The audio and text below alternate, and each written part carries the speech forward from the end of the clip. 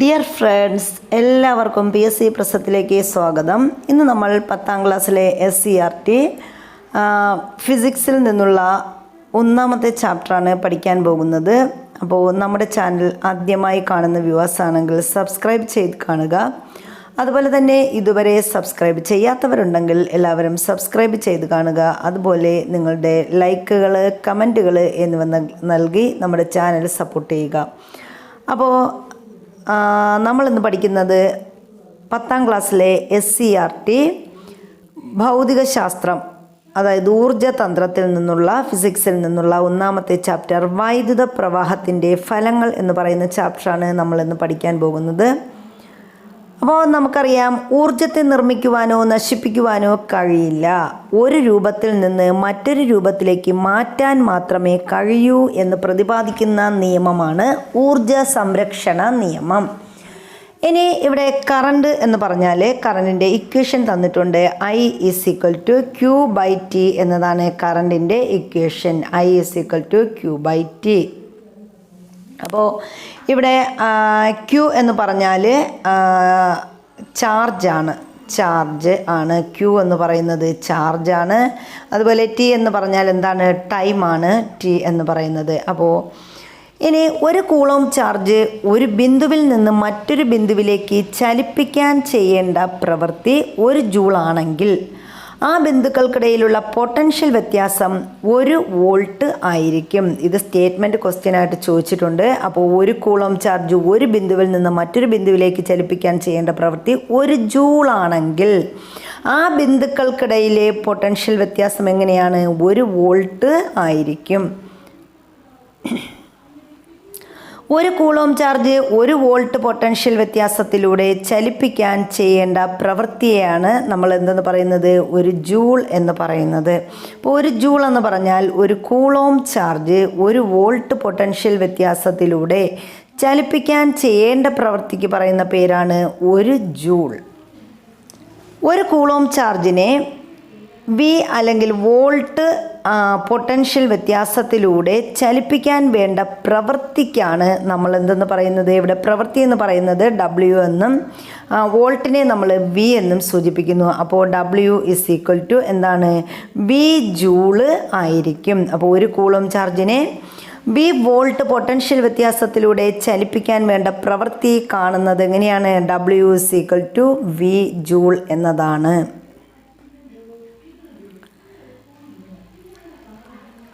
Q coulomb ചാർജിനെ, ഇപ്പം നമ്മൾ നേരത്തെ പറഞ്ഞു Q എന്ന് പറഞ്ഞാൽ എന്താണ്? ചാർജാണ്. അപ്പോൾ കൂളോം ചാർജ് Q കൂളോം ചാർജിനെ B പൊട്ടൻഷ്യൽ വ്യത്യാസത്തിലൂടെ ചലിപ്പിക്കാൻ വേണ്ട പ്രവൃത്തി എങ്ങനെയാണ്?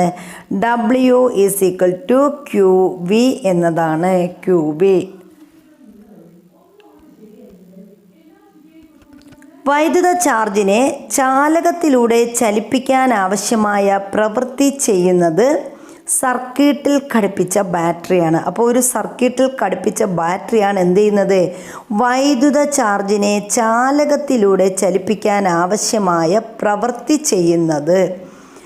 ബാറ്ററി T സെക്കൻഡ് സമയം കൊണ്ട് സർക്യൂട്ടിന് നൽകുന്ന വൈദ്യുത പവറാണ് P=W/T എന്ന് പറയുന്നത്. അപ്പോൾ ബാറ്ററി T സെക്കൻഡ് സമയം കൊണ്ട് സർക്യൂട്ടിന് നൽകുന്ന വൈദ്യുത പവർ എന്ന് പറയുന്നത് എങ്ങനെയാണ്? പവർ കാണാനുള്ള യൂണിറ്റ് ചോദിച്ചാൽ P=W/T എന്നതാണ്.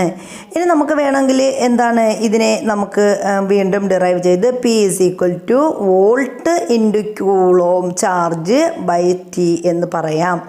ഇനി ഇങ്ങനെ നമ്മളിതിനെ ഡിറൈവ്ഡ് ചെയ്യുമ്പോൾ പവർ എന്ന് പറയുന്നത് നമുക്ക് എങ്ങനെ കിട്ടും? P=V/I എന്ന് ഫൈനലായിട്ട് നമുക്ക് കിട്ടും. അപ്പോൾ ഇതൊക്കെ എന്താണ്? വൈദ്യുത പവറിൻ്റെ യൂണിറ്റുകളാണ്. ഇനി W=QV. അങ്ങനെയാണെങ്കിൽ I എന്ന് പറയുന്നത് നമ്മൾ നേരത്തെ പറഞ്ഞു Q/T ആയിരിക്കും. I എന്ന് പറയുന്നത് എങ്ങനെയാണ്? കറണ്ട് എന്ന് പറഞ്ഞാൽ I=Q/T എന്നതാണ്.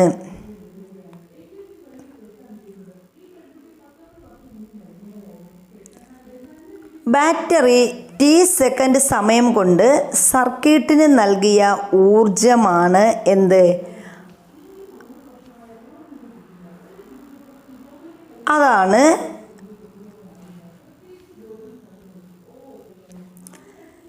ഇവിടെ P T is equal to V by I T എന്ന് പറയുന്നത്. അപ്പം ഇതാണ് എന്ത്? P T is equal to V I T എന്നതാണ് ബാറ്ററി ടി സെക്കൻഡ് സമയം കൊണ്ട് സർക്യൂട്ടിന് നൽകിയ ഊർജം എന്ന് പറയുന്നത്. അപ്പോൾ ബാറ്ററി ടി സെക്കൻഡ് സമയം കൊണ്ട് സർക്യൂട്ടിന് നൽകിയ ഊർജം കാണാൻ നമ്മൾ എന്ത് ചെയ്താൽ മതി? P T is equal to V I T കണ്ടാൽ മതിയാകും. ഇനി നിക്രോം പ്രതിരോധം ഉൾപ്പെടുത്തിയ സർക്യൂട്ടിൽ ബാറ്ററി ചെലവഴിച്ച വൈദ്യുതോർജം എന്തായിട്ടാണ് മാറ്റപ്പെടുന്നത് എന്ന് ചോദിച്ചാൽ അവിടെ താപോർജമായാണ് മാറ്റപ്പെടുന്നത്. അപ്പോൾ നിക്രോം പ്രതിരോധം ഉൾപ്പെടുത്തിയ സർക്യൂട്ടിൽ ബാറ്ററി ചെലവഴിച്ച വൈദ്യുതോർജം ഏതോർജമായി മാറ്റപ്പെടുന്നു? താപോർജമായിട്ട് മാറുന്നു. ഇവിടെ നമ്മൾ പറയുന്നത്, അതുകൊണ്ട് നമ്മൾ ആ ഹീറ്റ് എനർജി എന്ന് പറയുന്നത് എന്തെന്ന് പറയും? H is equal to V I T എന്നാണ് പറയുന്നത്. അപ്പോൾ H is equal to V I T. ഇനി ഓം നിയമം അനുസരിച്ച് നമുക്ക് എങ്ങനെ പറയാം? ഓം നിയമം അനുസരിച്ച് വോൾട്ട് എന്ന് പറഞ്ഞാൽ ഐ ഇൻറ്റു ആർ ആണ്. അപ്പോൾ ഓം നിയമം അനുസരിച്ച് നമ്മൾ എന്താണ് വോൾട്ട് എന്ന് പറയുന്നത് എങ്ങനെയാണ്? V is equal to I into R ആയിരിക്കും. അതായത് എച്ച് എന്ന് പറഞ്ഞാൽ എന്താണ്? എച്ച് എന്ന് പറഞ്ഞാൽ I R into I T എന്നതാണ്. അപ്പോൾ എച്ച് എന്ന് പറഞ്ഞാൽ എങ്ങനെയാണ്? I R into I T ആയിരിക്കും. ഇനി ഇതിന് നമ്മൾ എന്താണ് ഫൈനലി നമുക്ക് എങ്ങനെ കിട്ടും? H is equal to I square R T. അപ്പോൾ ഈ രണ്ട് ഇത് ചേർത്ത് നമ്മൾ എന്ത് ചെയ്യും? എച്ച് എന്ന് പറയുന്നത് ഐ സ്ക്വയർ ആർ ടി എന്ന് നമുക്ക് കിട്ടും. അപ്പോൾ ഇതാണ് ഫൈനലായിട്ടുള്ള നമ്മുടെ ഹീറ്റ് സമവാക്യം എന്ന് പറയുന്നത്. അപ്പോൾ H is equal to I square R T എന്നതാണ് ഓം നിയമപ്രകാരമുള്ള എന്താണ് ഇക്വേഷൻ എന്ന് പറയുന്നത്. ഇനി ഒരു സർക്യൂട്ടിലൂടെ വൈദ്യുതി പ്രവഹിക്കുമ്പോൾ താപോർജം രൂപപ്പെടുന്ന പ്രവർത്തനത്തിനെ ജൂൾ ഹീറ്റിംഗ് എന്നാണ് നമ്മൾ പറയുന്നത്. അപ്പോൾ ഒരു സർക്യൂട്ടിലൂടെ വൈദ്യുതി ഇങ്ങനെ കടന്നു പോവുകയാണ്. ഇങ്ങനെ സർക്യൂട്ടിലൂടെ വൈദ്യുതി പ്രവഹിക്കുമ്പോൾ അവിടെ നമ്മൾ പറഞ്ഞു എന്തുണ്ടാകുന്നു എന്ന്? താപോർജം ഉണ്ടാകുമെന്ന് പറഞ്ഞു. അപ്പോൾ ഈ താപോർജം രൂപപ്പെടുന്ന പ്രവർത്തനത്തിന് പറയുന്ന പേരാണ് ജൂൾ ഹീറ്റിംഗ്.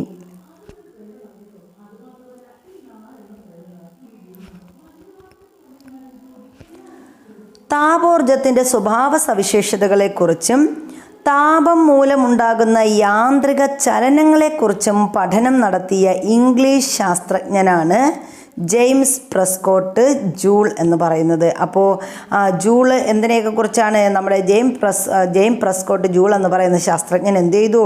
താപോർജത്തിൻ്റെ സ്വഭാവ സവിശേഷതകളെക്കുറിച്ചും താപം മൂലമുണ്ടാകുന്ന യാന്ത്രിക ചലനങ്ങളെക്കുറിച്ചും പഠനം നടത്തിയ ഇംഗ്ലീഷ് ശാസ്ത്രജ്ഞൻ ആര് എന്ന് ചോദിച്ചാൽ ആരാണ്? നമ്മുടെ ജെയിംസ് പ്രെസ്കോട്ട് ജൂളാണ്. വൈദ്യുത പ്രവാഹം മൂലം ചാലകത്തിലുണ്ടാകുന്ന താപപരിമാണവുമായി ബന്ധപ്പെട്ട നിയമം ആവിഷ്കരിച്ചത് ഈ ജൂളാണ്. അപ്പോൾ ജൂൾ ആവിഷ്കരിച്ച മറ്റൊരു നിയമം എന്താണ്? വൈദ്യുത പ്രവാഹം മൂലം ചാലകത്തിലുണ്ടാകുന്ന താപപരിമാണവുമായി ബന്ധപ്പെട്ട നിയമം ആവിഷ്കരിച്ചത് ആരെന്ന് ചോദിച്ചാൽ ആരാണ്? അത് നമ്മുടെ ജെയിംസ് പ്രെസ്കോട്ട് ജൂളാണ്. വാതകങ്ങളുടെ ഊർജം, അവയുടെ മർദ്ദം, വ്യാപ്തം, താപനില. അപ്പോൾ എന്തൊക്കെയാണ്? വാതകങ്ങളുടെ ഊർജം, അവയുടെ മർദ്ദം, വ്യാപ്തം, താപനില എന്നിവയെ എങ്ങനെ സ്വാധീനിക്കുന്നു? എന്നതുമായി ബന്ധപ്പെട്ട നിയമങ്ങൾ രൂപീകരിച്ച ശാസ്ത്രജ്ഞനാണ് ജെയിംസ് പ്രെസ്കോട്ട് ജൂൾ എന്ന് പറയുന്നത്. അപ്പോൾ ഇദ്ദേഹം കണ്ടെത്തിയത് വാതകങ്ങളുടെ ഊർജ്ജം, അവയുടെ മർദ്ദവും വ്യാപ്തവും താപനില എന്നിവയെ ഇവയൊക്കെ എങ്ങനെ സ്വാധീനിക്കുന്നു എന്നതുമായി ബന്ധപ്പെട്ട നിയമങ്ങളാണ് ആരാവിഷ്കരിച്ചത്? ഈ ജെയിംസ് പ്രെസ്കോട്ട് ജൂള് ആവിഷ്കരിച്ചിരിക്കുന്നത്. ഇനി അടുത്തൊരു പ്രധാനപ്പെട്ട കാര്യമാണ് നമ്മൾ പറയുന്നത്. എന്താണ് ജൂൾ നിയമം? ജൂൾസ് ലായെക്കുറിച്ചാണ് പറയുന്നത്. ജൂൾസ് നിയമം എന്ന് പറഞ്ഞാൽ എന്താണ്? വൈദ്യുതി പ്രവഹിക്കുന്ന ഒരു ചാലകത്തിൽ ഉൽപ്പാദിപ്പിക്കപ്പെടുന്ന താപത്തിൻ്റെ അളവ് വൈദ്യുത പ്രവാഹ തീവ്രതയുടെ വർഗത്തിൻ്റെയും ചാലകത്തിൻ്റെ പ്രതിരോധത്തിൻ്റെയും വൈദ്യുതി പ്രവഹിക്കുന്ന സമയത്തിൻ്റെയും ഗുണനഫലത്തിന് നേർ അനുപാതത്തിലായിരിക്കും. അപ്പോൾ ഇവിടെ എന്താ നമ്മൾ പറയുന്നത്? വൈദ്യുതി പ്രവഹിക്കുന്ന ഒരു ചാലകത്തിൽ ഉൽപ്പാദിപ്പിക്കപ്പെടുന്ന താപത്തിൻ്റെ അളവെന്ന് പറയുന്നത് വൈദ്യുത പ്രവാഹ തീവ്രതയുടെ വർഗത്തിൻ്റെയും ചാലകത്തിൻ്റെ പ്രതിരോധത്തിൻ്റെയും വൈദ്യുതി പ്രവഹിക്കുന്ന സമയത്തിൻ്റെയും ഗുണനഫലത്തിന് എങ്ങനെയായിരിക്കും? നേർ അനുപാതത്തിലായിരിക്കും. അപ്പോൾ അങ്ങനെയാണെങ്കിൽ ഇവിടെ നമുക്ക് പറയാൻ പറ്റും എച്ച് പ്രൊപ്പോർഷനാണ് ഏത്? I²RT joule. എച്ച് പ്രൊപ്പോർഷനായിരിക്കും എങ്ങനെയാണ്? I²RT ജൂളുമായിട്ട്. അപ്പോൾ എച്ച് പ്രൊപ്പോർഷൻ ടു I²RT എന്ന് നമുക്ക് കിട്ടും. ഇവിടെ I എന്ന് പറയുന്നത് എന്താണ്? വൈദ്യുത പ്രവാഹ തീവ്രതയാണ് I എന്ന് പറയുന്നത്. അല്ലെങ്കിൽ യൂണിറ്റ് ആംബിയർ ആണ് എന്ത്? I എന്ന് പറയുന്നത്. യൂണിറ്റ് ആംബിയറിലുള്ള വൈദ്യുത പ്രവാഹ തീവ്രതയാണ് എന്ത്? ഈ I എന്ന് പറയുന്നത്. ഇനി R എന്ന് പറഞ്ഞാൽ പ്രതിരോധം, യൂണിറ്റ് അല്ലെങ്കിൽ ഓം എന്നിവയിലുള്ള പ്രതിരോധമാണ് R എന്ന് പറയുന്നത്. ടി എന്ന് പറഞ്ഞാൽ എന്താണ്? സമയം. ടി എന്ന് പറഞ്ഞാൽ സമയം, യൂണിറ്റ് അല്ലെങ്കിൽ സെക്കൻഡ് എന്ന സമയം, ഒരു യൂണിറ്റ് അല്ലെങ്കിൽ സെക്കൻഡ് സമയം എന്നാണ്, അതാണ് നമ്മുടെ സമയം ടി. അപ്പോൾ ഇതാണ് നമ്മുടെ എച്ച് I²RT എന്ന് പറയുന്ന ആ ഒരു ഇക്വേഷൻ എന്ന് പറയുന്നത്. ഇനി ഇവിടെ നമ്മൾ നോക്കുന്നത് എന്താണ്? 200 ഓം പ്രതിരോധമുള്ള ഒരു ചാലകത്തിലൂടെ 0.2A വൈദ്യുതി 5 മിനിറ്റ് സമയം പ്രവഹിപ്പിച്ചാൽ ഉൽപ്പാദിപ്പിക്കപ്പെടുന്ന താപം എത്രയായിരിക്കും എന്നാണ് ഇവിടെ ചോദിച്ചിരിക്കുന്നത്. അപ്പോൾ ഇവിടെ ആദ്യം നമ്മൾ നമ്മുടെ ഇക്വേഷൻ കൊണ്ടുവരും. H = I²RT എന്നതാണ് നമ്മുടെ ഇക്വേഷൻ. അപ്പോൾ ഇതിൽ ഓരോന്നും നമ്മൾ കണ്ടെത്തണം. നമുക്ക് ഇവിടെ എന്തൊക്കെ തന്നിട്ടുണ്ട്? R തന്നിട്ടുണ്ട്. R എന്ന് പറഞ്ഞാൽ എന്താണ്? പ്രതിരോധം എന്താണ്? ഓം. R റെസിസ്റ്റൻസ് അല്ലെങ്കിൽ എത്ര ഓം പ്രതിരോധമുള്ളതാണ്? ഇവിടെ 200 ഓം പ്രതിരോധമുള്ള ഒരു ചാലകത്തിലൂടെ. അപ്പോൾ ഇവിടെ R എന്ന് പറയുന്നത് എന്താണ്? 200 ഓം ആണ്. അപ്പോൾ R എന്ന് പറയുന്നത് 200 ഓം ആണ്. ഇനി ഇവിടെ തന്നിരിക്കുന്നത് എത്ര? 0.2A വൈദ്യുതിയാണ്. അപ്പോൾ ഇവിടുത്തെ വൈദ്യുതി എന്ന് പറയുന്നത് I എന്ന് പറയുന്നത് എത്രയാണ്? 0.2A ആണ്. 0.2 ആംബിയർ ആണ് ഇവിടുത്തെ വൈദ്യുതി എന്ന് പറയുന്നത്. എത്ര? ഇനി സമയം തന്നിട്ടുണ്ട്. സമയം എന്ന് പറയുന്നത് 5 സെക്കൻഡാണ്. അപ്പോൾ ഈ സമയം 5 മിനിറ്റാണ്. അപ്പോൾ ഈ മിനിറ്റിനെ നമ്മൾ എന്തിലോട്ട് മാറ്റണം? ഈ സമയത്തെ നമ്മൾ സെക്കൻഡിലോട്ട് മാറ്റണം. അപ്പോൾ നമുക്ക് എന്ത് ചെയ്യാൻ പറ്റും? 5 ഇൻറ്റു മിനിറ്റ്, ഒരു മിനിറ്റ് 60 അല്ലേ? 60 സെക്കൻഡ്. അപ്പോൾ 5 ഇൻറ്റു 60 ചെയ്യുമ്പം 6×5 30, 300 സെക്കൻഡ് എന്ന് നമുക്ക് കിട്ടും. അപ്പോൾ ഇവിടെ 300 സെക്കൻഡ് കിട്ടി. ഇനി നമ്മൾ എന്ത് ചെയ്യുന്നു? H I²RT എന്ന് പറയുന്ന ഒരു ഇക്വേഷനിൽ ഇതിട്ട് ചെയ്യും. അപ്പോൾ എങ്ങനെയാണ്? നമുക്കിവിടെ I എന്ന് പറയുന്ന 0.2ൻ്റെ സ്ക്വയർ ഇൻറ്റു എത്രയാണ്? നമ്മുടെ പ്രതിരോധം R എന്ന് പറയുന്നത് 200 ആണ്. 200. നമ്മുടെ സമയം എത്രയാണ്? 300 ആണ്. അപ്പോൾ ടോട്ടൽ എത്ര? 2400 ജൂൾ എന്ന് നമുക്ക് ആൻസർ കിട്ടും. അപ്പോൾ ഇതാണ് അതിൻ്റെ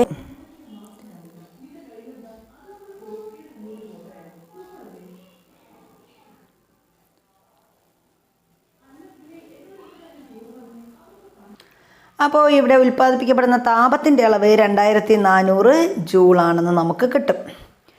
ഇനി ഒരു കലോറി എന്ന് പറയുന്നത് എത്രയാണ്? 4.2 ജൂളാണ് ഒരു കലോറി എന്ന് പറയുന്നത്. ഒരു ചാലകത്തിലൂടെ വൈദ്യുതി പ്രവഹിക്കുമ്പോൾ ഉൽപ്പാദിപ്പിക്കപ്പെടുന്ന താപത്തിൻ്റെ അളവ് കണക്കാക്കുന്നതിന് H=I²RT എന്ന സമവാക്യത്തെ മറ്റൊരു രൂപത്തിലും എഴുതാവുന്നതാണ്. അപ്പോൾ എങ്ങനെ എഴുതാമെന്ന് നമുക്ക് നോക്കാം. ഇവിടെ H=I²RT എന്ന് പറയുന്നത് നമുക്ക് എങ്ങനെ എഴുതാം? H=V/R² എന്ന് നമുക്ക് എഴുതാം. ഇനി അതിന് വീണ്ടും എന്ത് ചെയ്യാം? H=V²T/R എന്നും എഴുതാം. ഇനി ഇതിന് വേറൊരു രീതിയിൽ നമ്മൾ പറഞ്ഞാൽ എങ്ങനെയാണ്? I=V/R ഇങ്ങനെയും നമുക്ക് എന്ത് ചെയ്യാൻ പറ്റും? എഴുതാൻ പറ്റും. അപ്പോൾ H=I²RT എന്ന് പറയുന്നതിനെ നമുക്കിപ്പോൾ H കണ്ടുപിടിക്കാനാണെങ്കിൽ എന്ത് ചെയ്താൽ മതി? V/R²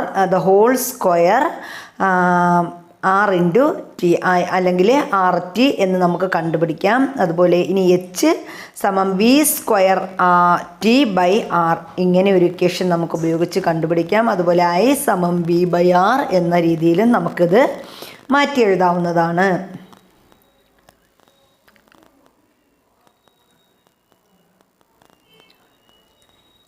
ഇനി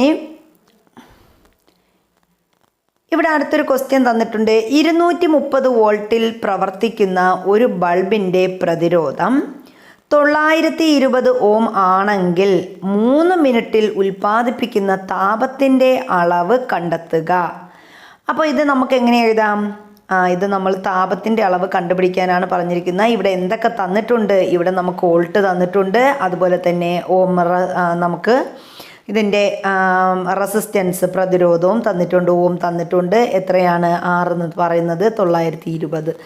അതുപോലെ എത്ര മിനിറ്റ് ഇവിടെ തന്നിരിക്കുന്ന സമയം എന്ന് പറയുന്നത് 3 മിനിറ്റ് ആണ്.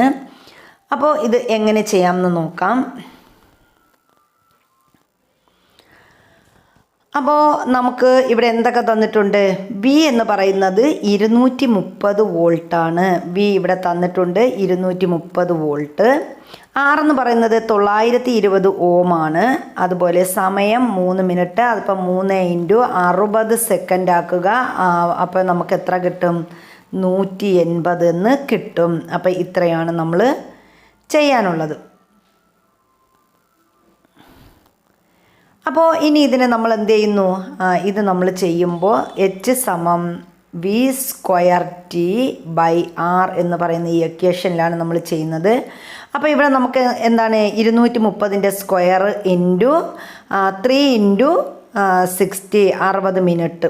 അപ്പോൾ അതിൻ്റെ ഇവിടെ R എത്രയാണ്? 920 ഓം ആണ്. അപ്പോൾ ഇത് നമ്മൾ ചെയ്ത് വരുമ്പോൾ നമുക്ക് എത്രയെന്ന് ആൻസർ കിട്ടും? 10350 ജൂൾ എന്ന് നമുക്കിവിടെ ആൻസർ കിട്ടും. അപ്പോൾ ഇതാണ് ഈ കിട്ടുന്ന ആൻസർ എന്ന് പറയുന്നത്. ഇനി പ്രതിരോധകങ്ങളുടെ ക്രമീകരണം സർക്യൂട്ടുകളിൽ എങ്ങനെയെന്നാണ് നോക്കുന്നത്. അതിൽ നമ്മൾ പ്രധാനമായിട്ടും ശ്രേണി രീതിയുമുണ്ട്, സമാന്തര രീതിയുമുണ്ട്. അപ്പോൾ സർക്യൂട്ടിൽ പ്രതിരോധകങ്ങളെ ഒന്നിനോടൊന്ന് തുടർച്ചയായി ബന്ധിപ്പിച്ച് സർക്യൂട്ട് ഒറ്റപ്പാതയിലൂടെ പൂർത്തിയാക്കുന്ന രീതിയാണ് ശ്രേണി രീതി എന്ന് പറയുന്നത്. അപ്പോൾ ശ്രേണി രീതിയിലെന്ന് പറഞ്ഞാൽ എങ്ങനെയാണ്? ഇതേപോലെ സർക്യൂട്ട് എന്ത് ചെയ്യുന്നു? നമ്മൾ പ്രതിരോധകങ്ങളെ ഒന്നിനോടൊന്നിങ്ങനെ ബന്ധിപ്പിച്ച് എന്ത് ചെയ്യുന്നു? സർക്യൂട്ട് ഒരു ഒറ്റ പാതയിലൂടെ ഇങ്ങനെ ബന്ധിപ്പിച്ച് സർക്യൂട്ട് എന്ത് ചെയ്യും? പൂർത്തിയാക്കും. ഈ ഒരു രീതിക്ക് പറയുന്ന പേരാണ് ശ്രേണി രീതി എന്നാണ് ഇവിടെ നമ്മൾ പറയുന്നത്. ഇനി ശ്രേണി രീതിയിൽ പ്രതിരോധകങ്ങളെ ബന്ധിപ്പിക്കുമ്പോൾ സഫല പ്രതിരോധം എന്ന് പറയുന്നത് കൂടുതലായിരിക്കും. അപ്പോൾ ശ്രേണി രീതിയിൽ പ്രതിരോധകങ്ങളെ ബന്ധിപ്പിക്കുമ്പോൾ സഫല പ്രതിരോധം കൂടുന്നു, കുറയുന്നു, ഇങ്ങനെയൊക്കെ ഓപ്ഷൻസ് തരും, മാറ്റമില്ല എന്നൊക്കെ തരും. അപ്പോൾ എന്താണ്? ശ്രേണി രീതിയിൽ പ്രതിരോധകങ്ങളെ ബന്ധിപ്പിക്കുമ്പോൾ സഫല പ്രതിരോധം കൂടുന്നു. ഇനി പ്രതിരോധകങ്ങളെ ശ്രേണി രീതിയിൽ ബന്ധിപ്പിക്കുമ്പോൾ സർക്യൂട്ടിലെ പൊട്ടൻഷ്യൽ വ്യത്യാസം പ്രതിരോധകങ്ങൾക്കിടയിൽ വിഭജിക്കപ്പെടുന്നു. അപ്പോൾ ഇവിടെ എന്താണ് നമ്മൾ പറഞ്ഞത്? പ്രതിരോധകങ്ങളെ ശ്രേണി രീതിയിൽ ബന്ധിപ്പിച്ചാൽ സർക്യൂട്ടിലെ പൊട്ടൻഷ്യൽ വ്യത്യാസം എന്താണ്? അതിൻ്റെ വോൾട്ട് എന്ന് പറയുന്നത് പ്രതിരോധകങ്ങൾക്കിടയിൽ വിഭജിക്കപ്പെടുകയാണ് ചെയ്യുന്നത്.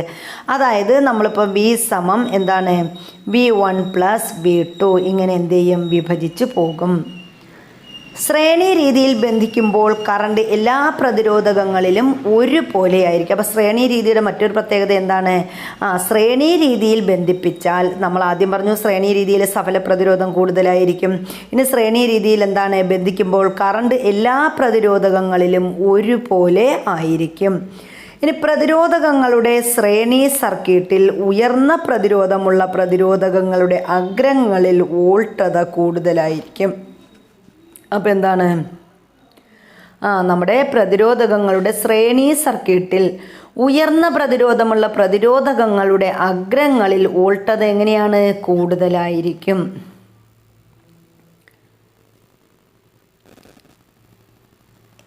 ഇനി നമ്മൾ ഇവിടെ ശ്രേണി രീതിയിൽ പ്രതിരോധകങ്ങൾ ബന്ധിപ്പിക്കുമ്പോൾ സഫല പ്രതിരോധം പ്രതിരോധകങ്ങളുടെ ആകെ തുകയായിരിക്കും. അപ്പോൾ നമ്മൾ ശ്രേണി രീതിയിൽ പ്രതിരോധകങ്ങൾ ബന്ധിപ്പിക്കുമ്പോൾ സഫല പ്രതിരോധം എങ്ങനെയാണ്? പ്രതിരോധകങ്ങളുടെ ആകെ തുകയായിരിക്കുമെന്നാണ് പറയുന്നത്. ഇനി ഇവിടെ അതായത് സഫല പ്രതിരോധം എന്ന് പറയുന്നത് എന്താണ്? പ്രതിരോധങ്ങളുടെ R സമം R1 + R2 ഇങ്ങനെ സഫല പ്രതിരോധം എന്ത് ചെയ്യുന്നു? ആകെ തുകയായിരിക്കും. ഈ സഫല ശ്രേണി രീതിയിൽ നമ്മൾ പ്രതിരോധങ്ങളെ ബന്ധിപ്പിക്കുമ്പോൾ ഈ R1ൻ്റെയും R2വിൻ്റെയും ആകെ തുകയായിരിക്കും അതിൻ്റെ പ്രതിരോധം എന്ന് പറയുന്നത്. ഇനി അടുത്ത് നമ്മൾ പറയാൻ പോകുന്നത് സമാന്തര രീതി, പാരലൽ കണക്ഷനാണ്. സമാന്തര രീതിയെക്കുറിച്ചാണ് നമ്മൾ അടുത്ത് പറയാൻ പോകുന്നത്. അപ്പോൾ ഇതുവരെ നമ്മൾ ശ്രേണി രീതിയെക്കുറിച്ചാണ് പറഞ്ഞത്. സമാന്തര രീതി എന്ന് പറഞ്ഞാൽ സർക്യൂട്ടിൽ പ്രതിരോധകങ്ങളെ സമാന്തരമായി ഘടിപ്പിക്കുന്നത് മൂലം കറണ്ട് ഓരോ ശാഖ വഴിയും വിഭജിച്ച് സർക്യൂട്ട് പൂർത്തിയാക്കുന്ന രീതിയാണ് സമാന്തര രീതി എന്ന് പറയുന്നത്. അപ്പോൾ സമാന്തര രീതി എന്ന് പറഞ്ഞാൽ എന്താണ്? ഈ സർക്യൂട്ടിലെ പ്രതിരോധകങ്ങളെ എന്ത് ചെയ്യുന്നു? നമ്മൾ സമാന്തരമായി ഘടിപ്പിക്കുന്നത് മൂലം കറണ്ട് എങ്ങനെയാണ്? ഓരോ ശാഖ വഴിയും വിഭജിച്ച് സർക്യൂട്ട് പൂർത്തിയാക്കുന്ന രീതി, അതിനെയാണ് നമ്മൾ സമാന്തര രീതി എന്ന് പറയുന്നത്. സമാന്തര രീതിയിൽ സർക്യൂട്ടിലെ ആകെ കറണ്ട് ശാഖ സർക്യൂട്ടുകളുടെ കറണ്ടുകളുടെ തുകയ്ക്ക് തുല്യമായിരിക്കും. അപ്പോൾ സമാന്തര രീതിയിൽ എങ്ങനെയാണ്? സർക്യൂട്ടിലെ ആകെ കറണ്ട് ശാഖ എന്ന് പറയുന്നത് സർക്യൂട്ടുകളുടെ കറണ്ടുകളുടെ തുകയ്ക്ക് തുല്യമായിരിക്കും. അപ്പോൾ I എന്ന് പറയുന്നത് എന്താണ്? I1 + I2 നമ്മൾ നേരത്തെ പറഞ്ഞതുപോലെ. ഇനി എന്താണ്? വോൾട്ടത സ്ഥിരമായിരിക്കുമ്പോൾ സർക്യൂട്ടിലെ പ്രതിരോധം വർദ്ധിപ്പിച്ചാൽ കറണ്ട് കുറയുന്നു. അപ്പോൾ സമാന്തര രീതിയിൽ എന്താണ്? വോൾട്ടത സ്ഥിരമായിരുന്നാൽ സർക്യൂട്ടിലെ പ്രതിരോധം വർദ്ധിപ്പിച്ചാൽ കറണ്ട് എന്ത് ചെയ്യും? കുറയുകയാണ് ചെയ്യുന്നത്. അപ്പോൾ സമാന്തര രീതിയിൽ വോൾട്ടത സ്ഥിരമായിരിക്കുമ്പോൾ സർക്യൂട്ടിലെ പ്രതിരോധം വർദ്ധിപ്പിച്ചാൽ കറണ്ട് കുറയുന്നു. ഇനി R1 R2 എന്നീ പ്രതിരോധകങ്ങളെ സമാന്തര രീതിയിൽ ബന്ധിപ്പിക്കുമ്പോൾ സഫല പ്രതിരോധം എന്ന് പറയുന്നത് എങ്ങനെയായിരിക്കും? 1/R സമം 1/R1 + 1/R2 ഇങ്ങനെയായിരിക്കും നമുക്ക് ചെയ്യാൻ പറ്റുന്നത്. അപ്പോൾ R = എന്താണ്? R1 R2/R1 + R2 എന്ന രീതിയിൽ ആയിരിക്കും. ഇനി R പ്രതിരോധമുള്ള പ്രതിരോധകങ്ങളെ സമാന്തര രീതിയിൽ ഘടിപ്പിച്ചാൽ സഫല പ്രതിരോധം എങ്ങനെയാണ്? ഇപ്പോൾ R പ്രതിരോധമുള്ള പ്രതിരോധകങ്ങളെ നമ്മൾ സമാന്തര രീതിയിൽ എന്ത് ചെയ്യുന്നു? ഘടിപ്പിക്കുന്നു. അങ്ങനെയാണെങ്കിൽ R സമം R/n നമ്പർ ആയിരിക്കും. ഒരു എണ്ണം, അതാണ് നമുക്ക് കിട്ടുന്ന സഫല പ്രതിരോധം എന്ന് പറയുന്നത്. ഇനി ഈ n എന്ന് പറയുന്നത് എന്താണ്? പ്രതിരോധകങ്ങളുടെ എണ്ണമാണ്. R എന്ന് പറഞ്ഞാൽ ഒരു പ്രതിരോധകത്തിൻ്റെ മൂല്യവുമാണ്. അപ്പോൾ നമുക്ക് കിട്ടുന്ന സഫല പ്രതിരോധം എന്ന് പറയുന്നത് എന്താണ്? R സമം R/n ആയിരിക്കും.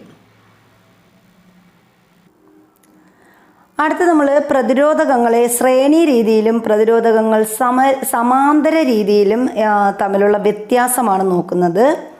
പ്രതിരോധകങ്ങൾ ശ്രേണി രീതിയിലാണെങ്കിൽ സഫല പ്രതിരോധം കൂടുന്നു എന്ന് നമ്മൾ പറഞ്ഞു. പ്രതിരോധകങ്ങൾ സമാന്തര രീതിയിലായാൽ എന്താണ്? സഫല പ്രതിരോധം കുറയുന്നു. ഓരോ പ്രതിരോധകത്തിലൂടെയും ഒഴുകുന്ന കറണ്ട് ഒരുപോലെയാണ് ശ്രേണി രീതിയിൽ. അപ്പോൾ ശ്രേണി രീതിയിൽ കറണ്ട് ഒരുപോലെയായിരിക്കും. ഓരോ പ്രതിരോധകത്തിലൂടെയും ഒഴുകുന്ന കറണ്ട് സമാന്തര രീതിയിൽ എങ്ങനെയാണ്? വ്യത്യസ്തമായിരിക്കും. ഇത് പ്രതിരോധകത്തിൻ്റെ മൂല്യത്തിനനുസരിച്ച് എന്ത് ചെയ്യുന്നു? വിഭജിക്കപ്പെടുന്നു. ഇനി ശ്രേണി രീതിയിൽ ഓരോ പ്രതിരോധകത്തിനും ലഭിക്കുന്ന പൊട്ടൻഷ്യൽ വ്യത്യാസം ഒരുപോലെ ആയിരിക്കില്ല. അപ്പോൾ ശ്രേണി രീതിയിലെ പൊട്ടൻഷ്യൽ വ്യത്യാസം വ്യത്യസ്തമാണ്, ഒരുപോലെ അല്ല. ഇത് പ്രതിരോധകത്തിൻ്റെ മൂല്യത്തിനനുസരിച്ച് എന്ത് ചെയ്യുന്നു? വ്യത്യാസപ്പെടുന്നു, വിഭജിക്കപ്പെടുന്നു. ഇനി ഓരോ പ്രതിരോധകത്തിനും ലഭിക്കുന്ന പൊട്ടൻഷ്യൽ വ്യത്യാസം സമാന്തര രീതിയിൽ എങ്ങനെയാണ്? തുല്യമായിരിക്കും. അപ്പോൾ പൊട്ടൻഷ്യൽ വ്യത്യാസം ഓരോ പ്രതിരോധകത്തിലും ലഭിക്കുന്ന പൊട്ടൻഷ്യൽ വ്യത്യാസം സമാന്തര രീതിയിൽ തുല്യമാണ്. പക്ഷേ ശ്രേണി രീതിയിൽ എന്താണ്? വ്യത്യസ്തമായിരിക്കും. ഓരോ പ്രതിരോധകത്തെയും ഓരോ സ്വിച്ച് ഉപയോഗിച്ച് നിയന്ത്രിക്കാൻ എവിടെ കഴിയില്ല? ശ്രേണി രീതിയിൽ കഴിയില്ല. പക്ഷേ സമാന്തര രീതിയിൽ എന്താണ്? ഓരോ പ്രതിരോധകത്തെയും ഓരോ സ്വിച്ച് ഉപയോഗിച്ച് നമുക്ക് എന്ത് ചെയ്യാൻ കഴിയും? നിയന്ത്രിക്കാൻ കഴിയും. ഇതാണ് നമ്മുടെ ശ്രേണി രീതിയും സമാന്തര രീതിയും തമ്മിലുള്ള വ്യത്യാസം. ഇനി 4 ഓം 2 ഓം പ്രതിരോധകങ്ങളെ ശ്രേണിയായി ഘടിപ്പിച്ച് അവയുടെ അഗ്രങ്ങൾക്കിടയിൽ 6 വോൾട്ട് പൊട്ടൻഷ്യൽ വ്യത്യാസം നൽകിയാൽ കറണ്ട് എത്രയാണ് എന്ന് ചോദിച്ചിട്ടുണ്ട്. അപ്പോൾ ഇവിടെ നമുക്ക് എങ്ങനെ ചെയ്യാൻ പറ്റും? അപ്പോൾ ഇവിടെ നമ്മൾ ചെയ്യുന്നത്, ഇവിടെ വോൾട്ട് എന്ന് പറയുന്നത് എത്രയാണ്? 6 വോൾട്ടാണ് നമുക്ക് തന്നിരിക്കുന്ന വോൾട്ട്. പൊട്ടൻഷ്യൽ വ്യത്യാസം 6 വോൾട്ടാണ്. ഇനി 6 എന്ന് പറയുന്നത് എത്ര ഓമാണ്? 4 ഓമും അതുപോലെ 2 ഓമും ആണ് തന്നിരിക്കുന്നത്. അപ്പോൾ R1 എന്ന് പറയുന്നത് 4ഉം R2 എന്ന് പറയുന്നത് എത്രയുമാണ്? R2 എന്ന് പറയുന്നത് 2ഉമാണ്. ഇനി നമ്മൾ എന്ത് ചെയ്യുന്നു? R = R1 + R2 എന്ന ഇക്വേഷൻ ഉപയോഗിച്ചാണ് ഇത് നമുക്ക് ചെയ്യാൻ പറ്റുന്നത്. അപ്പോൾ നമുക്കറിയാം R1 എന്ന് പറയുന്നത് 4ആണ്, R2 2ആണ്. അപ്പോൾ 4 + 2 എന്ന് പറയുന്നത് എത്രയാണ്? 6 ഓം എന്ന് നമുക്കിവിടെ കിട്ടും. ഇനി ഇവിടെ നമ്മൾ എന്താണ്? R കാണണം. അടുത്ത R കാണുന്ന എന്താണ്? R = V/I എന്ന ഇക്വേഷൻ ഉപയോഗിച്ച് നമ്മൾ എന്ത് ചെയ്യുന്നു? R R/1 നമ്മൾ ചെയ്യുമ്പോൾ നമുക്ക് എന്ത് കിട്ടും? 1 = R/6 എന്ന് പറയുമ്പം 1 ആംപിയർ എന്ന് കിട്ടും. അടുത്ത നമ്മൾ കളർ കോഡാണ് പറയുന്നത്. കളർ കോഡ് എന്ന് പറഞ്ഞാൽ വിപണിയിൽ കിട്ടുന്ന കാർബൺ പ്രതിരോധകങ്ങളുടെ മൂല്യം രേഖപ്പെടുത്താൻ ഉപയോഗിക്കുന്ന സംവിധാനമാണ് കളർ കോഡ്. സാധാരണയായി 4 നിറങ്ങളിലുള്ള വലയങ്ങളായിട്ടാണ് നമുക്ക് കളർ കോഡിങ് ഉപയോഗിക്കുന്നത്. അപ്പോൾ സാധാരണയായി എത്ര നിറങ്ങളിലുള്ള വലയങ്ങളാണ് കളർ കോഡിങ്ങിനായി ഉപയോഗിക്കുന്നതെന്ന് ചോദിച്ചാൽ 4 നിറങ്ങളുള്ള വലയങ്ങളാണ് കളർ കോഡിനായിട്ട് നമ്മൾ ഉപയോഗിക്കുന്നത്. അപ്പോൾ അതിൽ ആദ്യത്തെ 2 വലയങ്ങൾ സൂചിപ്പിക്കുന്നത് കളർ മൂല്യത്തിൻ്റെ ആദ്യ 2 അക്കങ്ങളെയാണ്. അപ്പോൾ ആദ്യത്തെ 2 വലയങ്ങൾ എന്ത് സൂചിപ്പിക്കുന്നു? കളർ മൂല്യത്തിൻ്റെ ആദ്യ 2 അക്കങ്ങളെ സൂചിപ്പിക്കുന്നു. ഇനി മൂന്നാമത്തെ വലയം സൂചിപ്പിക്കുന്നത് പൂജ്യങ്ങളുടെ എണ്ണത്തെയാണ് സൂചിപ്പിക്കുന്നത്. അപ്പോൾ മൂന്നാമത്തെ വലയം സൂചിപ്പിക്കുന്നത് എന്താണ്?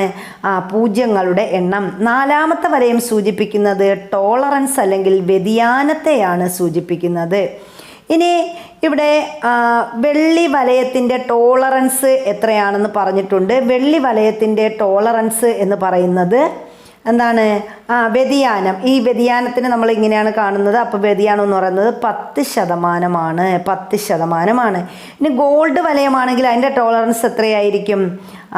5%. അപ്പോൾ വെള്ളി വലയത്തിൻ്റെ ടോളറൻസ് 10%, ഗോൾഡ് വലയത്തിൻ്റെ ടോളറൻസ് എത്രയാണ്? 5%. അങ്ങനെയാണ് നമ്മൾ കാണുന്നത്. നാലാമത്തെ കളർ ഇല്ലെങ്കിൽ, അപ്പം ഇനി നാലാമത്തെ കളർ നമ്മൾ പറഞ്ഞിട്ടില്ല. അങ്ങനെയെങ്കിൽ എങ്ങനെ നമ്മൾ കാണും അതിനെ? 20% വ്യതിയാനം ഉണ്ടായിരിക്കും എന്നാണ് പറയുന്നത്. അപ്പം നാലാമത്തെ കളർ ഇല്ലെങ്കിൽ അതിന് നമ്മൾ എത്ര കൊടുക്കണം? 20% എന്ന് കൊടുക്കണം. അപ്പം ഇതാണ് ടോളറൻസ് എന്ന് പറയുന്നത്. വ്യതിയാനം കണ്ടുപിടിക്കുന്നത് എങ്ങനെയാണ്? ഇനി ഓരോ കളർ തന്നിട്ടുണ്ട്, ഇവിടെ നമ്പർ പറഞ്ഞിട്ടുണ്ട്, നമ്പർ ഓഫ് സീറോസും പറഞ്ഞിട്ടുണ്ട്.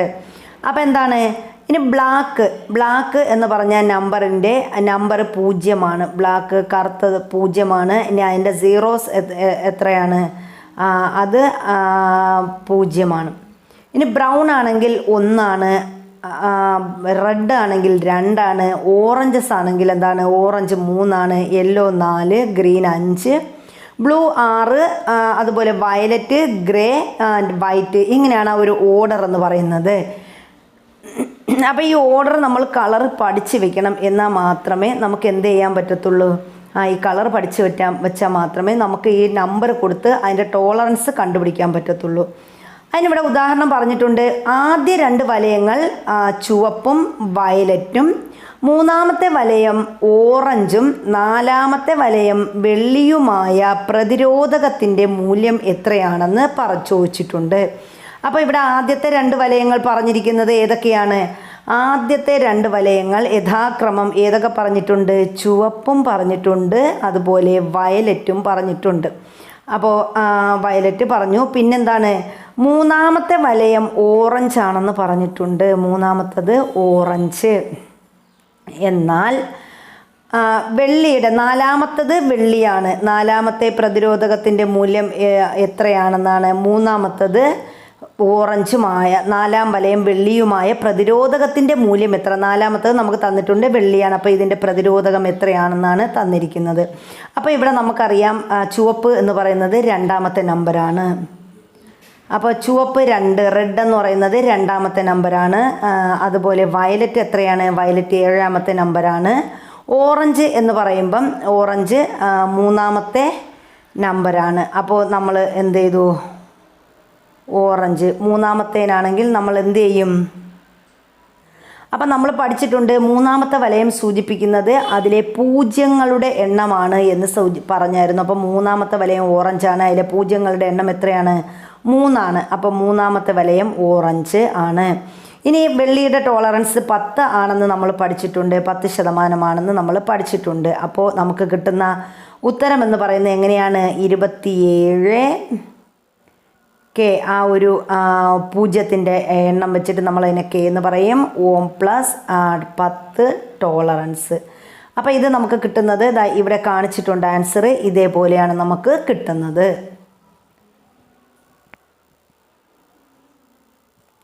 ഇനി വൈദ്യുത താപഫലത്തിൻ്റെ ഉപയോഗങ്ങളെക്കുറിച്ചാണ് നമ്മൾ പറയുന്നത്.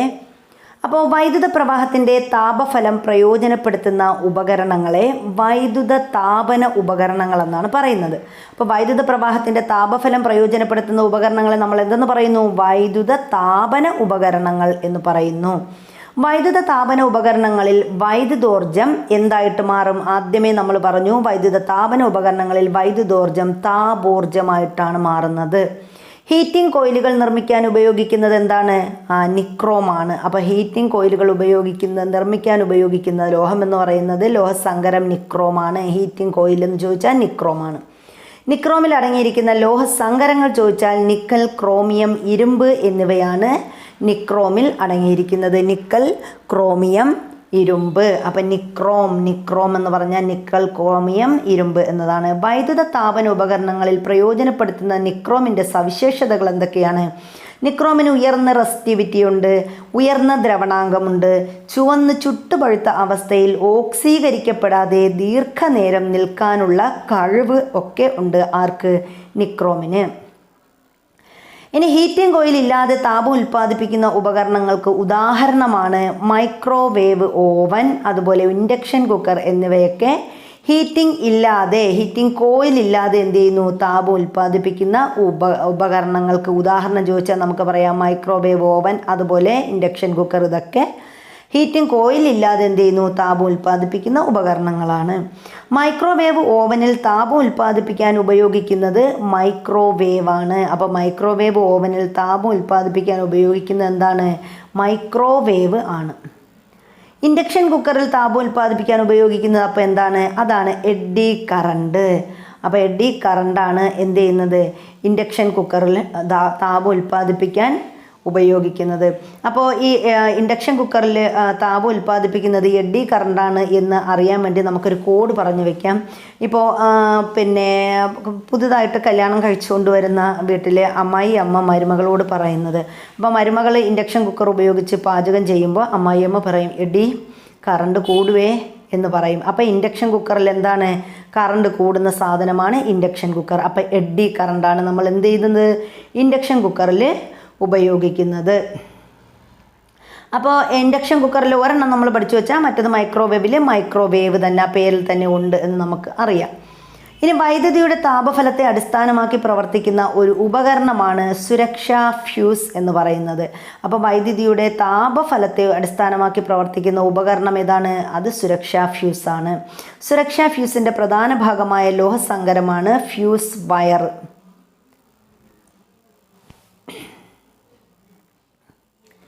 ഇനി ഫ്യൂസ് വയറിലടങ്ങിയ ലോഹങ്ങൾ ഏതൊക്കെയാണ്? ഫ്യൂസ് വയറിലടങ്ങിയ ലോഹങ്ങളാണ് ടിന്നും ലെഡുമാണ് ഫ്യൂസ് വയറിൽ അടങ്ങിയിരിക്കുന്ന ലോഹങ്ങൾ. ഫ്യൂസ് വയറിൻ്റെ ദ്രവണാങ്കം വളരെ കുറവാണ്. അപ്പോൾ ആ ഫ്യൂസ് വയറിൻ്റെ ദ്രവണാങ്കം എന്താണ്, വളരെ കുറവാണ്. ഏതൊക്കെ ലോഹങ്ങൾ അടങ്ങിയിരിക്കുന്നു? ടിന്നും ലെഡുമാണ് ഫ്യൂസ് വയറിൽ ഉപയോഗിച്ചിരിക്കുന്ന ലോഹങ്ങൾ. ഒരു സർക്യൂട്ടിലൂടെ അമിത വൈദ്യുത പ്രവാഹം ഉണ്ടാകുന്നത് മൂലമുള്ള അപകടങ്ങളിൽ നിന്നും നമ്മെയും ഉപകരണങ്ങളെയും സംരക്ഷിക്കാനുള്ള സംവിധാനത്തെയാണ് സുരക്ഷാ ഫ്യൂസ് എന്ന് പറയുന്നത്. അപ്പോൾ നമ്മളെ ഒരു സർക്യൂട്ടിലെ അമിത വൈദ്യുത പ്രവാഹം ഉണ്ടാകുന്നത് മൂലം അപകടമുണ്ടായാൽ നമ്മളെയും നമ്മളുടെ ഉപകരണത്തെയും സംരക്ഷിക്കുന്നത് ആരാണ്? സുരക്ഷാ ഫ്യൂസ് ആണ്. ഫ്യൂസ് വയറിനെ സർക്യൂട്ടിൽ ബന്ധിപ്പിക്കുന്നത് സർക്യൂട്ടിൽ അനുവദനീയമായതിനേക്കാൾ കൂടുതൽ കറണ്ട് ഒഴുകുമ്പോൾ പ്രേക്ഷണം വഴി നഷ്ടപ്പെടുന്നതിനേക്കാൾ കൂടുതൽ താപം യൂണിറ്റ് സമയത്തിൽ ഉൽപ്പാദിപ്പിക്കപ്പെടുന്നതിനാൽ ഫ്യൂസ് വയർ ഉരുകി വൈദ്യുതി എന്ത് ചെയ്യുന്നു? വിച്ഛേദിക്കപ്പെടുന്നു. അപ്പോൾ സർക്യൂട്ടിൽ എങ്ങനെയാണ്, അനുവദനീയമായതിനേക്കാൾ കൂടുതൽ കറണ്ട് വന്നാൽ നമ്മൾ പറയൂലേ എന്താണ്, അമിതമായിട്ട് വോൾട്ടേജ് കൂടി എന്ന് പറയും. അപ്പോൾ എന്ത് ചെയ്യുന്നു, ഇത് കറണ്ട് ഇങ്ങനെ ഒഴുകി വരുമ്പോൾ അല്ലെങ്കിൽ വോൾട്ടേജ് കൂടുമ്പോൾ പ്രേക്ഷണം വഴി നഷ്ടപ്പെടുന്നതിനേക്കാൾ കൂടുതൽ താപം യൂണിറ്റ് സമയത്തിൽ എന്ത് ചെയ്യുന്നു? ഉൽപ്പാദിപ്പിക്കപ്പെടുന്നതിനാൽ ഫ്യൂസ് വയർ എന്ത് ചെയ്യുന്നു? ഉരുകി വൈദ്യുതി വിച്ഛേദിക്കപ്പെടുന്നു. ബാറ്ററിയിലെ പോസിറ്റീവ് ടെർമിനലും നെഗറ്റീവ് ടെർമിനലും തമ്മിലോ മെയിൻസിലെ രണ്ട് വയറുകൾ തമ്മിലോ പ്രതിരോധമില്ലാതെ സമ്പർക്കത്തിൽ വരുന്ന പ്രക്രിയയാണ് ഷോർട്ട് സർക്യൂട്ട്. അപ്പോൾ ഷോർട്ട് സർക്യൂട്ട് എന്ന് പറഞ്ഞാൽ എന്താണ്? ബാറ്ററിയിലെ പോസിറ്റീവ് ടെർമിനലും നെഗറ്റീവ് ടെർമിനലും തമ്മിലോ മെയിൻസിലെ രണ്ട് വയറുകൾ തമ്മിലോ പ്രതിരോധമില്ലാതെ സമ്പർക്കത്തിൽ വരുന്ന പ്രക്രിയയാണ് ഷോർട്ട് സർക്യൂട്ട് എന്ന് പറയുന്നത്. ഒരു സർക്യൂട്ടിന് താങ്ങാനാവുന്നതിലധികം പവറുള്ള ഉപകരണങ്ങൾ പ്രവർത്തിപ്പിക്കുന്ന പ്രക്രിയയ്ക്ക് ഓവർലോഡിംഗ് എന്നാണ് പറയുന്നത്. അപ്പോൾ എന്താണ് ഓവർലോഡിംഗ് എന്ന് പറഞ്ഞാൽ, ഒരു സർക്യൂട്ടിന് താങ്ങാനാവുന്നതിലധികം പവറുള്ള ഉപകരണം പ്രവർത്തിപ്പിച്ചാൽ അവിടെ എന്തുണ്ടാകും? ഓവർലോഡിംഗ് ഉണ്ടാകും. ഒരു ഉപകരണത്തിൻ്റെ പവറും അതിൽ നൽകുന്ന വോൾട്ടേജും തമ്മിലുള്ള അനുപാതത്തിനെ ആംബിയറേജ് എന്നാണ് പറയുന്നത്. അപ്പോൾ എന്താണ് ആംബിയറേജ് എന്ന് പറഞ്ഞാൽ? ഒരു ഉപകരണത്തിൻ്റെ പവറും അതിൽ നൽകുന്ന വോൾട്ടേജും തമ്മിലുള്ള അനുപാതമാണ് ആംബിയറേജ്. ചാലക കമ്പിയുടെ വ്യാസത്തിൻ്റെ വ്യുൽക്രമം ഗേജ് എന്നാണ് പറയുന്നത്. അപ്പോൾ ചാലക കമ്പിയുടെ വ്യാസത്തിൻ്റെ ഉൽക്രമത്തിന് പറയുന്നതാണ് ഗേജ്. ഗേജ് കൂടുന്നതിനനുസരിച്ച് ചാലകത്തിൻ്റെ കനവും ആംബിയറേജും എങ്ങനെയാണ്? കുറയുന്നു. അപ്പോൾ ഗേജ് കൂടിയാൽ ചാലകത്തിൻ്റെ കനവും കുറയും, ആംബിയറേജും കുറയും. ഇനി അടുത്ത് നമ്മൾ വൈദ്യുത പവറിനെ കുറിച്ചാണ് പറയുന്നത്. യൂണിറ്റ് സമയത്തിൽ ചെയ്യുന്ന പ്രവൃത്തിക്കാണ് പവർ എന്ന് പറയുന്നത്. അപ്പോൾ യൂണിറ്റ് സമയത്തിൽ ചെയ്യുന്ന പ്രവൃത്തിക്ക് പറയുന്നത് എന്താണ്? പവർ എന്ന് പറയുന്നു. യൂണിറ്റ് സമയത്തിൽ ഒരു വൈദ്യുതോപകരണം വിനിയോഗിക്കുന്ന വൈദ്യുതോർജ്ജത്തെയാണ് വൈദ്യുത പവർ എന്ന് പറയുന്നത്. അപ്പോൾ നമ്മൾ യൂണിറ്റ് സമയത്തിൽ ഒരു വൈദ്യുതോപകരണം എന്ത് ചെയ്യുന്നു? വിനിയോഗിക്കുന്ന വൈദ്യുത ഊർജ്ജത്തിന് പറയുന്ന പേരാണ് വൈദ്യുത പവർ. ഇപ്പോൾ പവറിൻ്റെ യൂണിറ്റ് എന്ന് പറയുന്നത് പി. പവർ എന്ന് പറഞ്ഞാൽ പി ആണല്ലോ. Power P is equal to പ്രവൃത്തി എന്ന് പറഞ്ഞാൽ വർക്ക് ബൈ ടൈം, സമയം. അതാണ് എന്തെന്ന് പറയുന്നത്? പവറിൻ്റെ ഇക്വേഷൻ എന്ന് പറയുന്നത് പ്രവൃത്തി ബൈ സമയം, അല്ലെങ്കിൽ നമ്മൾ പറയും W/T എന്ന് പറയും. P is equal to W/T എന്നതാണ് ഏതിൻ്റെ? പവറിൻ്റെ യൂണിറ്റ് എന്ന് പറയുന്നത്. അപ്പോൾ അത് കാണാതെ പഠിച്ച് വയ്ക്കുക. P is equal to W/T, പ്രവൃത്തി ഭാഗം സമയം. ജൂൾ നിയമം അനുസരിച്ച് ഒരു സർക്യൂട്ടിൽ ടി സെക്കൻഡ് കൊണ്ട് ഉൽപ്പാദിപ്പിക്കപ്പെടുന്ന താപം അഥവാ ചെയ്യപ്പെടുന്ന പ്രവൃത്തിയാണ് എച്ച് അഥവാ ഹീറ്റ് എന്ന് പറയുന്നത്, എച്ച് എന്ന് പറയുന്നത്. അപ്പോൾ ജൂൾ നിയമം അനുസരിച്ച് ഒരു സർക്യൂട്ടിൽ ടി സെക്കൻഡ് സമയം കൊണ്ട് ഉൽപ്പാദിപ്പിക്കപ്പെടുന്ന താപം അല്ലെങ്കിൽ അത് ചെയ്യപ്പെടുന്ന പ്രവൃത്തിയാണ് നമ്മൾ എന്തെന്ന് പറയുന്നത്, എച്ച് എന്ന് പറയുന്നത്. അപ്പോൾ നമ്മൾ ജൂൾ നിയമം പറയുമ്പോൾ എച്ച് സമം ഐ സ്ക്വയർ ആർ ടി, ഇതാണ് ജൂൾ നിയമത്തിൻ്റെ ഇക്വേഷൻ എന്ന് പറയുന്നത്, എച്ച് സമം ഐ സ്ക്വയർ ആർ ടി. അപ്പോൾ ഇവിടെ എന്താണ് പവർ നമ്മൾ പറഞ്ഞു, നമുക്കറിയാം പി സമം പ്രവൃത്തി ഭാഗം സമയം ആണ് പവർ എങ്കിൽ എന്താണ് എച്ച് ബൈ ടി ആണ് കൊടുത്താൽ നമുക്ക് എങ്ങനെ പറയാം, പി എന്ന് പറയുന്നത് എന്താണ് I square R T by T ആണ്, സമയമാണ്. അപ്പോൾ അങ്ങനെയാണെങ്കിൽ പി എന്ന് പറയുന്നത് ഐ സ്ക്വയർ ആർ എന്നും നമുക്ക് മറ്റൊരു ഇക്വേഷനായിട്ടും എഴുതാം. അപ്പോൾ ഇവിടെ തന്നിട്ടുണ്ട് ഐ സ്ക്വയർ ആർ എന്ന് എഴുതാം. ഇനി ഓ നിയമം അനുസരിച്ചാണെങ്കിൽ എന്താണ് ഐ സമം വി ബൈ ആറ്, അതായത് പി സമം ഐ സ്ക്വയർ ആർ എന്ന് നമുക്കതിനെ എഴുതാൻ പറ്റും. ഇനി എന്താണ് V by R the whole square എന്ന് പറഞ്ഞാൽ ആർ സമം വി സ്ക്വയർ ബൈ ആർ ആണ്. അതായത് പി സമം വി സ്ക്വയർ ബൈ ആർ ആണ്. അപ്പോൾ ആർ സമം വി ബൈ ഐ ആണെങ്കിൽ, ഇനി ആർ എന്ന് പറയുന്നത് വി ബൈ ഐ ആണെങ്കിൽ എന്താണ് പി സമം V square into I by V, അതായത് P equal to V I എന്ന് നമുക്ക് എഴുതാം. അപ്പോൾ ഇതാണ് പവറിൻ്റെ യൂണിറ്റ് എന്ന് പറയുന്നത്. ഇനി വൈദ്യുത പവറിൻ്റെ യൂണിറ്റ് നമ്മൾ എന്താ പറയുന്നത്, വൈദ്യുത പവറിൻ്റെ യൂണിറ്റാണ് വാട്ട്. വൈദ്യുത പവറിൻ്റെ യൂണിറ്റ് എന്താണ്, വാട്ട്, ഡബ്ല്യു എന്നാണ് നമ്മളതിന് കൊടുത്തിരിക്കുന്നത്. അപ്പോൾ വൈദ്യുത പവറിൻ്റെ യൂണിറ്റ് എന്ന് ചോദിച്ചാൽ വാട്ട് എന്നാണ് പറയേണ്ടത്. ഒരു സർക്യൂട്ടിലെ ഒരു ഉപകരണം 540 വാട്ട് പവർ ഉപയോഗിക്കുന്നു. വോൾട്ടേജ് 230 വോൾട്ട് ആണെങ്കിൽ എന്താണ് ആംബിയറേജ് എത്രയെന്ന് കണക്കാക്കാൻ പറഞ്ഞിട്ടുണ്ട്. അപ്പോൾ ഇവിടെ ആംബിയറേജ് കാണാൻ എങ്ങനെയാണ്, ആംബിയറേജ് എന്ന് പറയുന്നത് വാട്ടേജ് ബൈ വോൾട്ടേജ് ആണ് ആംബിയറേജ് എന്ന് പറയുന്നത്. അപ്പോൾ ആംബിയറേജ് എന്ന് പറഞ്ഞാൽ എന്താണ്, ആംബിയറേജ് കാണാനായിട്ട് വാട്ടേജ് ബൈ വോൾട്ടേജ് വി. അപ്പോൾ ഇതാണ് നമ്മൾ എന്താണ് ആംബിയറേജ് എന്ന് പറയുന്നത്. അതായത് എങ്ങനെയാണ്, നമുക്കറിയാം വാട്ടേജ് എന്ന് പറഞ്ഞാൽ ഡബ്ല്യു ആണ്. അപ്പോൾ ഡബ്ല്യു ബൈ വോൾട്ടേജ് വി ആണ്. അപ്പോൾ ഡബ്ല്യു ബൈ വി ആണ് ആംബിയറേജ് എന്ന് പറയുന്നത്. അപ്പോൾ ഇവിടെ എത്രയൊക്കെ നമ്മളോട് പറഞ്ഞിരിക്കുന്നത്, 540 വാട്ടേജ്. ഇവിടെ വാട്ടേജ് തന്നിരിക്കുന്നത് 540 ആണ്, വോൾട്ടേജ് 230 അപ്പോൾ നമുക്ക് എങ്ങനെ കിട്ടും, 202.34 ആംബിയറേജ് എന്ന് കിട്ടും. അതായത് 2.4 ആംബിയറേജ് ആണ് ഇതിൻ്റെ ഉത്തരം. ഇനി അതുപോലെ തന്നെ 115 ഓം പ്രതിരോധമുള്ള ഒരു താപന ഉപകരണത്തിലൂടെ 2 ആംബിയർ വൈദ്യുതി പ്രവഹിക്കുന്നുവെങ്കിൽ ഉപകരണത്തിൻ്റെ പവർ ചോദിച്ചിട്ടുണ്ട്.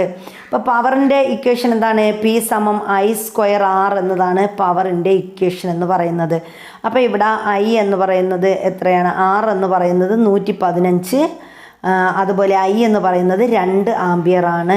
ഐ 2 ആംബിയറും റെസിസ്റ്റൻസ് എന്ന് പറയുന്നത് 115 ഓമാണ്. അപ്പോൾ എന്താണ് ഐ സ്ക്വയർ ആർ എന്ന് പറയുന്നത് നമുക്ക് പറയാം 2ൻ്റെ സ്ക്വയർ ഇൻറ്റു എത്രയാണ് 115. അപ്പോൾ നമുക്ക് എത്രയെന്ന് കിട്ടണം, 460 വാട്ടേജ് ആണ്.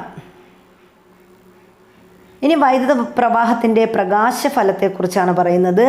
മുൻകാലങ്ങളിൽ വ്യാപകമായി ഉപയോഗിച്ചിരുന്ന ലാമ്പാണ് ഫിലമെൻ്റ് ലാമ്പ്. അപ്പോൾ നമ്മൾ ആദ്യകാലത്ത് ഉപയോഗിച്ചിരുന്ന ലാമ്പ് ഏതാണ്, ഫിലമെൻ്റ് ലാമ്പാണ്. ഫിലമെൻ്റ് ലാമ്പിൻ്റെ ഭാഗങ്ങളെന്ന് പറയുന്നത് ചെമ്പ് കമ്പി, ടങ്സ്റ്റൺ ഫിലമെൻ്റ്, ഗ്ലാസ് കവചം എന്നിവയാണ്. അപ്പോൾ ചെമ്പ് കമ്പി, ടങ്സ്റ്റൺ ഫിലമെൻ്റ്, ഗ്ലാസ് കവചം എന്നിവയാണ് ഫിലമെൻ്റ് ലാമ്പിൻ്റെ ഭാഗങ്ങളെന്ന് പറയുന്നത്. അപ്പോൾ സാധാരണ വോൾട്ടേജിൽ ഫിലമെൻ്റ് ലാമ്പുകളിലെ ഫിലമെൻ്റ് എന്ത് ചെയ്യുന്നു, ചുട്ടുപഴുത്ത് പ്രകാശം തരുകയാണ് ചെയ്യുന്നത്. അതുകൊണ്ട് ഇത്തരം ബൾബുകൾ അറിയപ്പെടുന്നത് എന്താണ്? ഇൻകാൻഡസെൻ്റ് ലാമ്പുകൾ എന്നാണ് അറിയപ്പെടുന്നത്. ഇൻകാൻഡസെൻ്റ് ലാമ്പ് എന്ന് പറഞ്ഞാൽ എന്താണ്? ചുട്ടുപഴുത്ത് പ്രകാശം തരുന്ന ലാമ്പുകളാണ് ഇൻകാൻഡസെൻ്റ് ലാമ്പുകൾ എന്ന് പറയുന്നത്. ഇൻകാൻഡസെൻ്റ് എന്ന വാക്കിനർത്ഥം താപത്താൽ തിളങ്ങുന്നത് എന്നാണ്. അപ്പോൾ ഇൻകാൻഡസെൻ്റ് എന്ന് പറഞ്ഞാൽ എന്താണ്? താപത്താൽ തിളങ്ങുന്നത് എന്നാണ് അർത്ഥം. ഇൻകാൻഡസെൻ്റ് ലാമ്പുകളിൽ ഫിലമെൻ്റായിട്ട് ഉപയോഗിക്കുന്നത് ടങ്സ്റ്റൻ ആണ്. അപ്പോൾ ഇൻകാൻഡസെൻ്റ് ലാമ്പുകളിൽ ടങ്സ്റ്റൻ ആണ് ഫിലമെൻ്റായി ഉപയോഗിക്കുന്നത്. ടങ്സ്റ്റൻ്റെ ഫിലമെൻ്റായിട്ട് ഉപയോഗിക്കാൻ നിരവധി കാരണങ്ങളുണ്ട്. അതിനെന്തൊക്കെയാണ് കാരണങ്ങൾ? ഉയർന്ന റെസിസ്റ്റിവിറ്റി ഉണ്ട്, ഉയർന്ന ദ്രവണാങ്കമുണ്ട്, നേർത്ത കമ്പികളാക്കാൻ കഴിയുന്നു, അതുപോലെ ചുട്ടുപഴുത്ത് ധവളപ്രകാശം പുറത്തുവിടാനുള്ള കഴിവ് ഒക്കെ ആർക്കുണ്ട്? ടങ്സ്റ്റൻ ഉണ്ട്. ഫിലമെൻറ്റിൽ എന്ത് തടയാനാണ് ബൾബിനകവശം വായു ശൂന്യമാക്കുന്നത്? ഫിലമെൻറ്റിൽ ഓക്സീകരണം തടയുന്നതിന് വേണ്ടിയിട്ടാണ് എന്ത് ചെയ്യുന്നത്? ബൾബിനകവശം വായു ശൂന്യമാക്കി വയ്ക്കുന്നത്. ബൾബിൽ അലസവാതകം നിറയ്ക്കുന്നതിന് കാരണം ബാഷ്പീകരണം പരമാവധി കുറയ്ക്കാനായിട്ടാണ് ബൾബിൽ എന്ത് ചെയ്യുന്നത്? നമ്മുടെ അലസവാതകങ്ങൾ നിറയ്ക്കുന്നത്. അപ്പോൾ ഇപ്പോൾ ഇൻകാൻഡസെൻ്റ് ലാമ്പുകളിൽ അലസവാതകങ്ങൾക്ക് പകരമായിട്ട് നിറയ്ക്കുന്ന വാതകം നൈട്രജൻ വാതകമാണ്. അപ്പോൾ നേരത്തെയൊക്കെ നമ്മൾ ആർഗൺ പോലുള്ള അലസവാതകങ്ങൾ ഉപയോഗിച്ചിരുന്നു. പക്ഷേ ഇപ്പോൾ ഇൻകാൻഡസെൻ്റ് ലാമ്പുകളിൽ അലസവാതകങ്ങൾക്ക് പകരം ഉപയോഗിക്കുന്നത് എന്താണ്? നൈട്രജനാണ്. സാധാരണ മർദ്ദത്തിലും താപനിലയിലും ഒരു അലസവാതകത്തെ പോലെ പെരുമാറുന്ന വാതകമാണ് നൈട്രജൻ. അതുകൊണ്ടാണ് നമ്മൾ നൈട്രജൻ എന്ത് ചെയ്യുന്നത്? ഉപയോഗിക്കുന്നത്, ലാമ്പുകളിൽ ഉപയോഗിക്കുന്നത്. ഇൻകാൻഡസെൻ്റ് ലാമ്പുകളിൽ നൈട്രജൻ ഉപയോഗിക്കുന്നതിന് കാരണം എന്താണ്? താപനിലയിലുള്ള നേരിയ വർധനവ് നൈട്രജൻ്റെ വികാസത്തെ സ്വാധീനിക്കുന്നില്ല. അതുപോലെ തന്നെ നൈട്രജൻ പ്രകൃതിയിൽ സുലഭമായി ലഭിക്കുകയും ചെയ്യുന്നു. അതുകൊണ്ടാണ് നമ്മൾ ഇൻകാൻഡസെൻ്റ് ലാമ്പുകളിൽ എന്തുപയോഗിക്കുന്നത്? നൈട്രജൻ ഉപയോഗിക്കുന്നത്. ഇനി ബൾബിനുള്ളിൽ വായുവിൻ്റെ അഭാവത്തിൽ നൈട്രജൻ പൂർണ്ണമായും അലസമായിട്ടാണ് പ്രവർത്തിക്കുന്നത്. അപ്പോൾ ബൾബിനുള്ളിൽ വായുവിൻ്റെ അഭാവത്തിൽ നൈട്രജൻ പൂർണ്ണമായും അലസമായി പ്രവർത്തിക്കുകയാണ് ചെയ്യുന്നത്. ഇനി ഇൻകാൻഡസെൻ്റ് ലാമ്പുകളിൽ നൽകുന്ന വൈദ്യുതോർജ്ജത്തിൻ്റെ ഭൂരിഭാഗവും താപരൂപത്തിൽ നഷ്ടപ്പെടുന്നതിനാൽ ഇവയുടെ ക്ഷമത എന്താണ്? കുറവാണ്. അപ്പോൾ നമ്മുടെ ഇൻകാൻഡസെൻ്റ് ലാമ്പുകളിൽ വൈദ്യുതോർജ്ജത്തിൻ്റെ ഭൂരിഭാഗവും എന്ത് ചെയ്യും? ഭയങ്കര ചൂടാണ് ഇൻകാൻഡസെൻ്റ് ബൾബുകൾ എന്ന് പറയുന്നത്. അപ്പോൾ അത് താപരൂപത്തിൽ ഇങ്ങനെ നഷ്ടപ്പെട്ടുകൊണ്ടിരിക്കുകയാണ്. അതുകൊണ്ട് ഇതിന് ഇന്ധനക്ഷമത വളരെ കുറവാണ്. ഇനി ഡിസ്ചാർജ് ലാമ്പുകൾക്ക് ഉദാഹരണം ചോദിച്ചാൽ നമുക്ക് പറയാം സോഡിയം വേപ്പർ ലാമ്പ്, ആർക്ക് ലാമ്പ്, ഫ്ലൂറസെൻ്റ് ലാമ്പ്, CFL ഇതൊക്കെ ഡിസ്ചാർജ് ലാമ്പുകൾക്ക് ഉദാഹരണമാണ്. ഇനി ഒരു ഗ്ലാസ് ട്യൂബിനുള്ളിൽ ഇലക്ട്രോഡുകൾ അടക്കം ചെയ്ത ലാമ്പുകളെയാണ് നമ്മൾ എന്തെന്ന് പറയുന്നത്? ഡിസ്ചാർജ് ലാമ്പുകൾ എന്ന് പറയുന്നത്. അപ്പോൾ ഗ്ലാസ് ട്യൂബിനുള്ളിൽ എന്ത് ചെയ്യുന്നു? ഇലക്ട്രോഡുകളെ അടക്കം ചെയ്ത ലാമ്പുകളാണ് ഡിസ്ചാർജ് ലാമ്പുകൾ. ഡിസ്ചാർജ് ലാമ്പുകൾ പ്രകാശം പുറന്തള്ളുന്നത് അതിനുള്ളിൽ നിറച്ചിരിക്കുന്ന വാതകത്തിൽ അടങ്ങുന്ന വൈദ്യുത ഡിസ്ചാർജ് വഴിയാണ്. ഉയർന്ന പൊട്ടൻഷ്യൽ വ്യത്യാസം നൽകുമ്പോൾ വാതക തന്മാത്രകളിലെ ഊർജ്ജനില ഉയരുന്നു. ഉയർന്ന ഊർജ്ജനിലയിലുള്ള തന്മാത്രകൾ സാധാരണ ഊർജ്ജനിലയിലെത്തി സ്ഥിരത കൈവരിക്കുമ്പോൾ പുറന്തള്ളുന്നത് വികിരണ ഊർജ്ജമാണ്.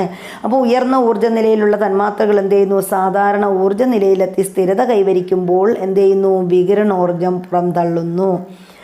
ഊർജ്ജനിലകളിലെ വ്യത്യാസത്തിനനുസരിച്ച് ഡിസ്ചാർജ് ലാമ്പുകൾ വിവിധ വർണ്ണപ്രകാശങ്ങളും മറ്റ് വികിരണങ്ങളും ലഭ്യമാക്കുന്നു. അപ്പോൾ ഡിസ്ചാർജ് ലാമ്പുകളുടെ പ്രത്യേകത അത് വിവിധ വർണ്ണപ്രകാശങ്ങളും വികിരണങ്ങളും ലഭ്യമാക്കുന്നത് ഏതാണ്? ഈ ഡിസ്ചാർജ് ലാമ്പുകളാണ്. ഇനി നമ്മൾ LED ബൾബുകളെ കുറിച്ചാണ് പറയുന്നത്. ലൈറ്റ് എമിറ്റിംഗ് ഡയോഡ്, ഇതിൻ്റെ ഫുൾ ഫോമും ചോദിക്കാറുണ്ട്. അപ്പോൾ ലൈറ്റ് എമിറ്റിംഗ് ഡയോഡ് എന്നതാണ് LED ബൾബുകൾ എന്ന് പറയുന്നത്. ഇൻകാൻഡസെൻ്റ് ലാമ്പുകളെക്കാളും ഡിസ്ചാർജ് ലാമ്പുകളെക്കാളും കുറഞ്ഞ പവറിൽ പ്രവർത്തിക്കുകയും കൂടുതൽ പ്രകാശം തരികയും ചെയ്യുന്ന ഒരു പ്രകാശിക ഉപകരണമാണ് ഈ LED ബൾബുകൾ. ഇപ്പം നമ്മൾ നിത്യേന ഉപയോഗിക്കുന്നത് എന്താണ്? LED ബൾബുകളാണ്.